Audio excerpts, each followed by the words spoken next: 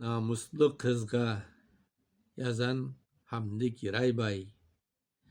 Sen oynasan gönül coşa, menligin bir güç ala. Karanlıkны tepe tepe, onga solga burdasın. Jorga jürüp sekitkende, közlerim sende kala.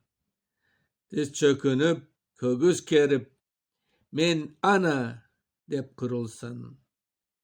Cehaletge, jat halklarga esir bolsa bu millet.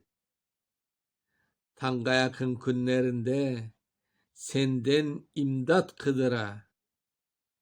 Ey anaylar, yaşlı kızlar, yetmedi mi bu şu zillet? Terimizni eski çarlık hainleri sıdıra. İkinci bir çelebi cihan bizge senden tuğacak. Tamamında kan kaynatkan o buzulmaz izlardır. Bir milletini batırgan, tiriltken de kızlardır. Sen endi Korantanın buzukluğun kuracak.